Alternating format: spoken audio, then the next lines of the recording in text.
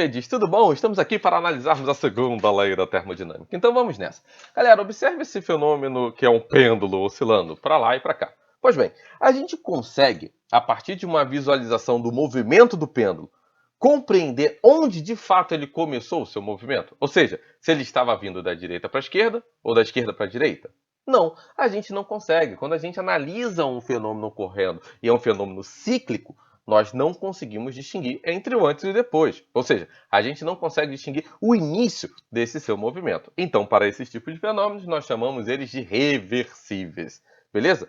Porém, a natureza nos informa vários movimentos que não são cíclicos. E nesses movimentos, claramente a gente sabe o antes e o depois. Então, por exemplo, ali a florzinha desabrochando. Claramente a gente sabe que ela de fato desabrochou e não ao contrário. Para esses fenômenos, nós chamamos de irreversíveis. E o interessante é que a natureza nos informa uma flecha do tempo. Ela nos fala qual é a trajetória que nós vamos ter para o tempo para os fenômenos que nós estamos vivenciando. Tranquilo? Vamos pegar esse conceito e vamos jogar na nossa termodinâmica. Então vamos lá, galera. Repara essa situação. Eu tenho aqui um objeto quente e um objeto frio, ou seja, há uma diferença entre as temperaturas deles. O meu objeto A tem uma temperatura maior do que o meu objeto B. Pois bem, é possível o calor sair do objeto B e ir para o objeto A? É possível isso? Dá para acontecer? Será? Não. Ah, Léo, não, porque vai violar a primeira lei da termodinâmica, que é a conservação de energia. Não, não. Se eu tenho esses caras aqui isolados, se eu estivesse com essa situação do meu objeto B, menor temperatura, passando o calor para o objeto A de maior temperatura, no sistema todo eu continuaria com a mesma quantidade de energia. Então eu não violo a conservação de energia, mas eu violo um princípio termodinâmico proveniente da segunda lei da termodinâmica. Qual é? O calor ele sempre será propagado do nosso objeto quente para o objeto frio, sempre. Então a gente tem esse processo irreversível de termos o calor saindo do objeto quente e indo para o objeto frio, de tal forma que sempre chegaremos ao final com o equilíbrio térmico. Então não tem como termos os dois objetos com temperaturas distintas, beleza? Ao término de todo o processo, certamente atingiremos o equilíbrio térmico. Então repara, é um conceito que a gente viu lá desde o início da nossa calorimetria, quando a gente analisou a lei zero. Então repara como agora a gente tem um fechamento. A lei zero, a primeira lei, e agora a segunda lei nos informando o sentido dessa nossa propagação de calor. Beleza? Então, por conta disso, não há nenhum processo onde o único efeito da energia térmica seja de transferir energia do corpo frio para o quente. Não, sempre será do quente para o frio. Tranquilo? Então vamos lá, galera. Vamos analisar agora o que a gente chama de máquinas térmicas. Elas são extremamente importantes no nosso dia a dia e a segunda lei da termodinâmica ela tem uma aplicabilidade muito grande nas máquinas. Então, as máquinas forneceram muitos materiais para que a gente tivesse o desenvolvimento da segunda lei da termodinâmica, e é o que a gente vai ver agora. Então, o que é uma máquina térmica? Basicamente, uma máquina térmica é aquela que desenvolve conversão de energia. Vamos converter energia térmica em energia mecânica. Temos um movimento associado a um fenômeno térmico. Tranquilo? Então aqui nós temos uma máquina térmica de 1712 para drenar a água por meio desse nosso pistão. Nós temos aqui o reservatório que justamente nos propicia um fenômeno termodinâmico para que ocorra essa drenagem da água, que a gente vai analisar depois. Aqui uma imagem de um possível primeiro carro que a gente já teve, com um sistema muito similar a esse, e o trem. Então a gente tem, na verdade, as máquinas térmicas sendo extremamente importantes no nosso dia a dia. Então qual é o esquema básico de uma máquina térmica? Basicamente ela desenvolve isso. Você tem uma fonte de calor quente. Essa nossa fonte de calor vai justamente nos propiciar o calor para a máquina. Esse calor para a máquina, uma parte é para realização de trabalho, ou seja, movimentação mecânica, e a outra parte vai para o nosso reservatório frio, que nós vamos entender o princípio dele daqui a pouco. Tranquilo? Então vamos lá. Pego essa máquina térmica que eu mostrei a vocês, aquela de drenagem da água, coloco aqui o gifzinho para facilitar a nossa observação. Então vamos investigar o que nós temos nessa máquina. Então repara, aqui é a nossa fonte quente. O que é isso? Nós vamos aquecer a água, ela vai evaporar. Por meio da vaporização da água, você tem um aumento da pressão. O aumento da pressão vai justamente propiciar o trabalho, porque teremos o aumento do volume, né? Esse vapor tão grande, pressão tão grande, empurra esse nosso pistãozinho lá para cima. Tranquilo? Empurrando o pistãozinho lá para cima é realizado o trabalho, ou seja, há o movimento mecânico. Beleza? Só que agora, se a gente só tem esse nosso sistema de vaporização da água, chegaria lá em cima e não rolaria mais nada, concorda? Nós queremos um ciclo, então por isso nós temos uma fonte fria. Para quê? Para resfriar essa parte interna e a gente voltar ao processo novamente. Tranquilo? Pois bem, agora vamos ver o que a gente tem de relação entre máquinas térmicas e segunda lei da termodinâmica. Caramba, a gente tem ali, ó, até 1824, os cientistas acreditavam que as máquinas térmicas poderiam atingir o rendimento 100%, ou seja, transformar todo o calor recebido em trabalho. As primeiras máquinas térmicas inventadas no século XVII consumiam grande quantidade de combustível para produzir um trabalho muito pequeno. Aí a gente tem um sujeito chamado James Watt, eu acho que você já deve ter ouvido falar nesse cara, provavelmente se você já viu Potência, você já viu falar nesse cara. Então, esse sujeito, ele consegue uma máquina térmica com um bom rendimento, mas ainda muito longe dos 100% de rendimento. Ou seja, o que seria 100% de rendimento? Toda energia que você proporciona à máquina térmica é convertida em trabalho, é convertido em movimento mecânico, né? E nós vamos ver que isso não é verdade. Então a gente tem esse sujeito chamado Carnot, Nicolas Carnot, ele publica um livro nos informando que é impossível nós termos uma máquina térmica de 100% de rendimento. Beleza? É o que a gente vai ver a partir de agora com o trabalho dele. Então vamos ver, na verdade, como é essa nossa análise do trabalho realizado numa máquina térmica. Pois bem, vamos embora. O calor que nós temos fornecido da fonte quente, ele é para desenvolver esse trabalho mecânico, a movimentação mecânica, só que uma parte dele necessariamente vai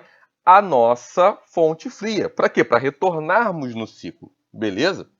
Então, você sempre tem essa parte. Se eu quero apenas o trabalho mecânico, ou seja, eu quero analisar qual foi o trabalho desenvolvido, eu vou pegar essa minha quantidade de energia, que na verdade é retida pela fonte fria, e vou passar para o outro lado subtraindo, uma subtração simples. Ou seja, o nosso trabalho desenvolvido numa máquina térmica é a quantidade de energia fornecida pela fonte quente subtraída do quanto que a nossa fonte fria recebe.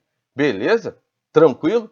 Pois bem, agora vamos ver o rendimento da máquina. Como que é o rendimento? É uma comparação simples. Como assim? Repara, o rendimento, que é esse ni, essa nossa letrinha grega, o que a gente faz? A gente pega o trabalho, que é a energia útil, ou seja, o que você quer, aquela movimentação mecânica, e divide pelo sujeito que fornece energia para que exista esse nosso movimento, que é a nossa fonte quente. Beleza? Tranquilo? Então, eu tenho esse cara fornecendo energia e aqui justamente o que eu tenho de útil, eu tenho de movimento mecânico. Pois bem, o que a gente viu é o seguinte, que nós temos envolvido também a fonte fria e é isso que nós vamos ver a partir de agora. Antes disso, vamos colocar esse nosso rendimento em termos percentuais. Como? Basta você pegar essa nossa fração e multiplicarmos por 100, que você vai ter em termos percentuais. Agora vamos voltar nessa nossa fração e vamos substituir pela equação que a gente tinha visto anteriormente. Ou seja, o trabalho é a nossa subtração entre energia fornecida pela nossa fonte quente, só que a gente subtrai pela nossa energia da fonte fria, que acaba retendo por meio do processo.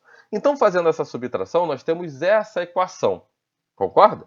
Pois bem, aqui, simplificando, o que a gente tem? Né?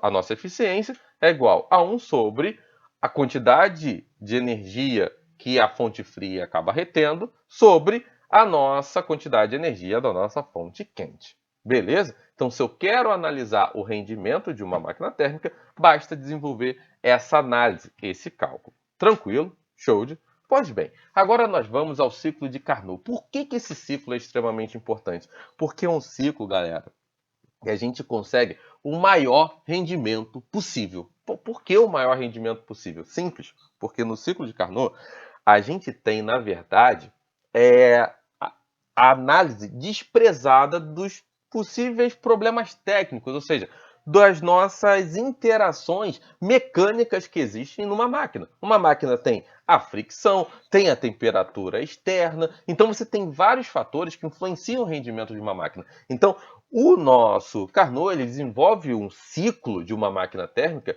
que é um ciclo ideal, em que você só tem, na verdade, os processos termodinâmicos envolvidos. Então, vamos analisar esse ciclo. Se liga só, vamos começar aqui pelo nosso ponto 1. Eu tenho uma pressão com determinado volume. O que vai acontecer? Eu vou ter um fornecimento de energia, eu vou dar energia, que é esse nosso Q1, né? Eu vou dar energia, minha fonte quente, e essa quantidade de energia não vai ser para mudar a temperatura, vai ser para que a gente tenha um trabalho desenvolvido. Ou seja, toda a energia que eu dou vai ser, na verdade, para essa nossa máquina, esse pistão da máquina expandir, para justamente desenvolver um trabalho mecânico. Então aqui, essa expansão isotérmica é o nosso pistão elevando. Aí eu chego até esse momento, beleza? Só que agora eu preciso fechar o ciclo. Então o que eu vou fazer? Eu chego até esse momento. Agora eu tenho uma transformação adiabática para que exista uma redução da minha temperatura. Lembrando que na nossa expansão adiabática, no adiabático não há troca de calor com o meio externo, beleza? Então essa queda de temperatura é proveniente justamente do trabalho que o nosso gás vem fazendo. Então ele expande, essa expansão nesse momento faz com que ele diminua a temperatura, beleza? Aí ele diminuiu bastante a temperatura e o pistão foi no máximo do seu volume. O que ele tem que fazer? Retornar ao primeiro ponto. Putz, mas para retornar ao primeiro ponto, necessariamente você vai ter que reduzir o volume, concorda? Então, o que vai acontecer? Esse nosso ciclo, para que isso aconteça, você vai justamente perder energia para a fonte fria, ela vai resfriar o sistema, aí você contrai, beleza? E depois há uma nova contração, mas essa contração agora para aumentar a sua temperatura e você voltar ao ponto inicial. Tranquilo? Isso faz com que o trabalho que a máquina desenvolva seja o trabalho desse ciclo. Beleza? Um trabalho positivo, como a gente já viu na nossa primeira lei da termodinâmica. Então, galera, nós temos aqui o ciclo ideal, beleza? Temos, de fato, o ciclo ideal. Agora vamos analisar esse ciclo de Carnot com aquele rendimento que a gente viu anteriormente. Então, repara, no ciclo de Carnot, a gente tem a nossa fonte quente com uma relação direta com a temperatura dessa nossa fonte quente, que é justamente onde temos a isoterma. A fonte fria, idem, a mesma coisa, com essa temperatura onde a gente tem a isoterma. Lembrando que isoterma é temperatura constante. Pois bem, substituindo naquela nossa equação que a gente viu anteriormente, onde há a quantidade de energia envolvida pela temperatura, nós chegamos a essa expressão.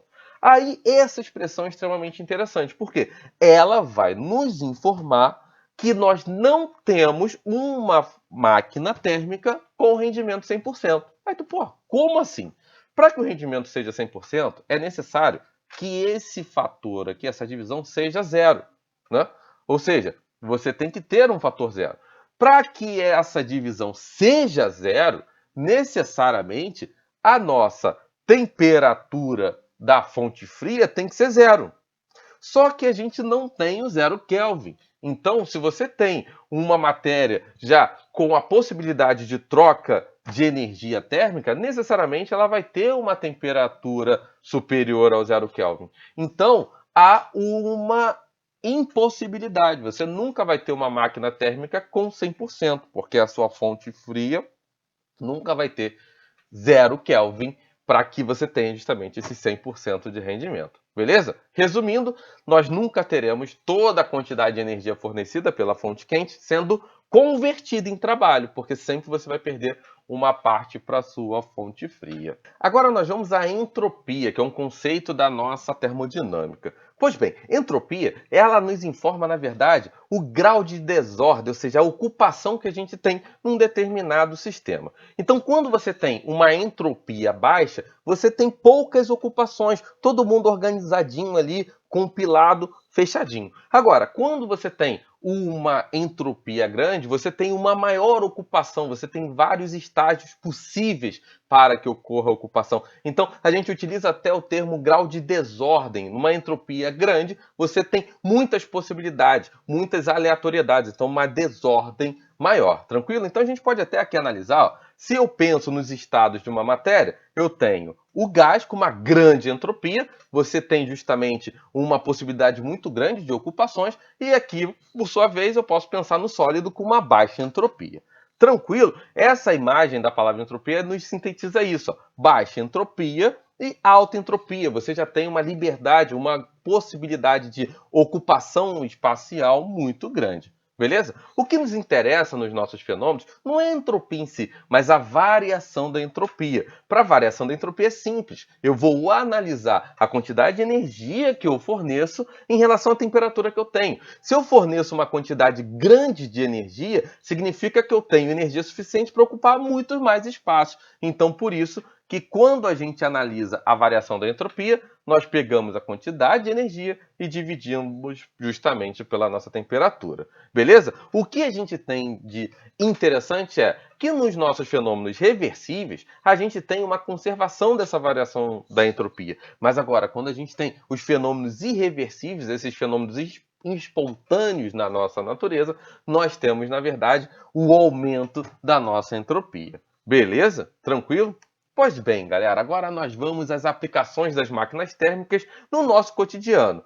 Olha o que a gente tem, uma turbina a vapor. Ela funciona como uma máquina térmica que a gente viu. Então nós vamos ter uma fonte aqui quente, vinda dos nossos reatores, a fonte fria para que exista a condensação e que você mantenha o ciclo para justamente converter essa nossa energia proveniente dos reatores em uma energia elétrica, porque você vai ter justamente a movimentação de sua turbina. Tranquilo? Esse nosso esquema fica um pouco mais fácil da gente visualizar isso, né? Pois bem, fonte quente, temos o vapor, esse vapor pressurizado, ou seja, com uma pressão muito grande, gira a turbina, beleza? Ou seja, trabalho realizado. Só que a gente precisa do condensador para a gente retornar ao ciclo inicial. Então, a gente tem aqui uma clara manifestação de uma máquina térmica. Agora vamos ao motor de combustão, galera. O que é isso? É o motor de um carro, por exemplo. Ele é uma máquina térmica? Com certeza, a gente não coloca combustível nele para o seu funcionamento.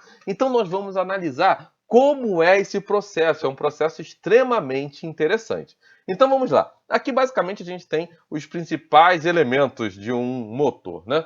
Então, aqui, ó, temos o nosso bico injetor, né? Onde a gente vai ter aqui justamente a entrada de combustível. Nessa região tem a vela, que aqui fica melhor apresentada, ó, bico injetor, a vela. Temos as nossas válvulas, né? E aqui nós temos o óleo, justamente para reduzir a fricção, ou seja, reduzir esse esfregar desse nosso movimento mecânico com a estrutura, o bloco do nosso motor. E temos esse pistão, é o pistão subindo e descendo, que gira justamente esse eixo, e girando esse eixo, você gira o eixo do carro para que ele entre em movimento. Então vamos ver aqui o ciclo de Otto, que é o ciclo muito utilizado nos carros que a gente tem, a álcool, a gasolina e a gás, beleza? Vamos embora. Olha como acontece, galera. Primeiro, você vai lá, permite a entrada do seu combustível e permite a expansão desse nosso espaço aqui dentro. Então, nesse momento aqui, nós temos essa situação, ó, na admissão. Você vai lá, aumenta o seu volume, mas mantendo a pressão, né? E aqui você tem, na verdade, a nossa entradinha do nosso ar, beleza? Aí, o que acontece? Você vai lá, esse nosso sujeitinho sobe, né? Porque ele está em movimento, né? Então, ele sobe. Quando ele sobe, ele comprime. Quando comprime, ó, repara nesse momento, ó. Joguei o combustível, comprimiu. Aí eu faço a combustão. Quando eu faço a combustão, eu saio desse momento, combustão, elevada pressão faz com que eu tenha uma expansão. O ideal é uma expansão adiabática, sem troca de calor.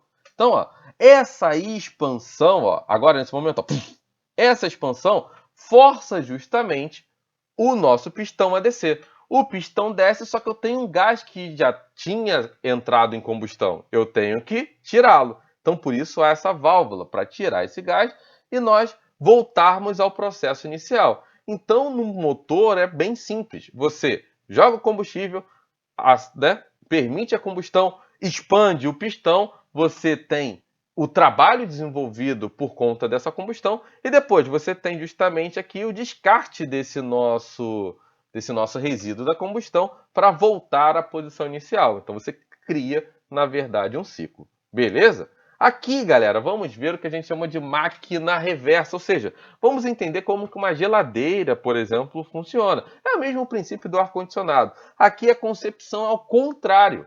Antes nós queríamos, por meio de uma fonte quente, proporcionar um trabalho. Agora não. Eu quero, na verdade, por meio de um trabalho que eu vou realizar, proporcionar esse fluxo reverso da nossa energia. Ou seja, nós queremos, na verdade, uma fonte fria cada vez mais fria. Então vamos ver como é bem maneiro, bem bacana. Aqui é a parte traseira de uma geladeira. A gente pega essa parte traseira e vocês vão entender logo, logo. Repara, nessa parte eu tenho um condensador. O que é isso aqui? Aqui eu tenho um fluido quente. Ele passa por essa serpentina para quê? Para reduzir ao máximo a sua temperatura. Então, por isso que a gente tem que deixar esse espaço da geladeira bem arejado. Você não pode botar uma roupa ali, quero secar rápido minha roupa. Você coloca ali. Caramba, você vai impedir essa troca de calor, beleza? Então, é necessário que essa serpentina perca energia, ou seja, transfira calor para o ar que está do lado de fora. Então, você tem aqui um momento em que você quer, na verdade, reduzir a temperatura aqui. Por quê? Porque vai chegar o momento que nesse ponto aqui, ó, nesse ponto 2 aqui, nesse momento você tem, na verdade, esse nosso fluido no condensador quente, esse fluido quente, ele foi um fluido que foi, na verdade, comprimido ao máximo. Você tem um compressor para comprimir. Por quê? Porque ali você tem uma pressão muito grande. Essa pressão muito grande vai auxiliar nesse nosso momento 2. Por quê? Aqui você tem uma válvula. O que vai acontecer? Você vai abrir a válvula. Quando você abre a válvula, o que vai acontecer? O seu gás vai migrar para outro espaço, concorda? É o fenômeno do spray desodorante. É o mesmo fenômeno, ou seja, você vai permitir a circulação desse seu fluido, esse seu fluido vai exercer trabalho, consequentemente, a temperatura dele cai. Então, quando você abre a válvula, cai bastante a temperatura desse seu fluido. Agora, ele está lá dentro da sua geladeira. Ele, com a temperatura baixa, o alimento dentro da geladeira com a temperatura mais alta, você vai acabar aquecendo esse seu fluido. Quando você aquece, o que a geladeira vai fazer? Ela vai pegar esse fluido, jogar de novo no compressor, jogar para o lado de fora, ele vai com uma temperatura alta, vai trocando calor com o ambiente externo, só que ele é pressurizado porque o compressor comprimiu ele, volta de novo para a válvula, abre a válvula, cai bastante a temperatura, você troca calor de novo com a galera lá dentro, vem para o compressor, ou seja, você cria esse ciclo para que você consiga tirar ao máximo a nossa energia de dentro da geladeira. Beleza? Tranquilo? Então, ó, tenho fonte fria, exerço um trabalho e eu tenho como consequência a eliminação da nossa energia de dentro do nosso refrigerador. Show de? Agora, galera, vamos a um exercício para a gente completar essa nossa missão.